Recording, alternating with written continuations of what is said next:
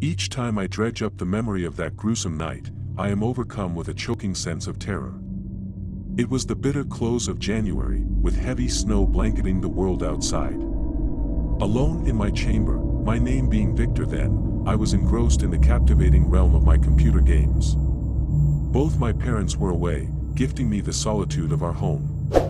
Inspired by the eerie quietude, I chose to delve into something sinister. Rumors about the dark web had been circulating amongst my peers, and my closest companion, Elijah, had spoken of it with a shuddering fear. He spoke of a cannibal forum, a virtual congregation of monstrous individuals with perverse desires. I logged on to the Tor browser, a portal to the deep web.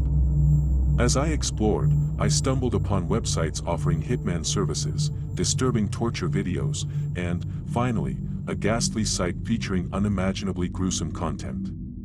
I was contemplating a horror movie to up the ante, finding the dark web underwhelming, when a link appeared.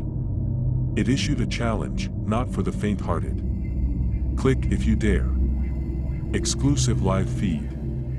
Against my better judgment, I clicked. That decision would become my everlasting regret. A black screen sprang to life. The word "live" blinked ominously in the upper left corner. After a brief moment, a spotlight illuminated a grim scene, a woman standing in the midst of a disgustingly filthy kitchen. Her hair was draped over her face, hiding her features, and she wore a soiled white patient uniform streaked with mud.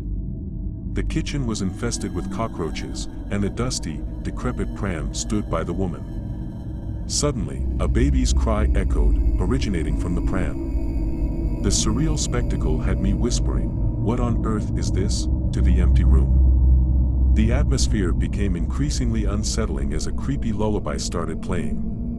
The woman began to rock the pram in rhythm with the melody. The feeling that she was observing me through her veiled face sent chills down my spine. She said soothingly to the baby, "Calm down, little angel, stop crying." The baby's cries only escalated in response, to which she threatened punishment if the crying didn't cease. The grip on the pram tightened, and she began rocking it more aggressively, yet the baby's wails persisted.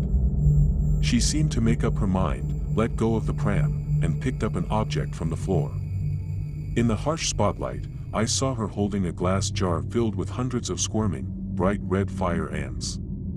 Panic washed over me as I watched this madwoman reveal half of her face. Her eyes were large and unnaturally green, protruding from their sockets, and grotesque, pus-filled wounds marred her skin. There was an eerie realism to her facial scratches and her cheek injuries that made my skin crawl. She placed a finger to her lips and smiled, a chilling sight. The baby's cries began to weaken when she opened the jar, plunged her hand in, and pulled out a handful of ants. She seemed immune to their bites and began dropping them into the pram. With each ant, the cries became more desperate and pitiful that I was frozen in place, unable to tear my eyes away from the unfolding horror. The woman suddenly dropped the jar, smashing it on the floor. She fetched a blowtorch from the shadows and set the pram alight. Flames engulfed the pram, the cries peaking and then slowly diminishing. Laughing, she said, "Silly little angel, sleep in peace." I quit the site, but glitches on the screen redirected me to a chat box where a user named The Mother was typing. The message read, "Someone is knocking at your door. Why don't you open it?" A frigid fear crept down my spine. I typed back, asking if it was a joke, but there was no reply. Just then, I heard loud banging on my front door, escalating into violent kicking and the frenzied ringing of the doorbell. I screamed that I would call 911 and yanked the power cord from my computer. The noise abruptly stopped. After a heart-pounding pause, I ventured towards the door, peeking through the peephole at the deserted street, bathed in the feeble glow of lamplights. I slowly opened the door to find a cardboard box on my porch.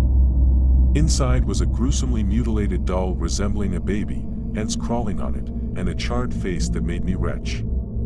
I hurled the box back outside and locked the door, spending the rest of the night in trembling vigil until my parents returned. I kept the incident to myself, certain they would dismiss it as a figment of my imagination. The warning note I found in the box continues to haunt me. It read, "Next time, it won't be a doll.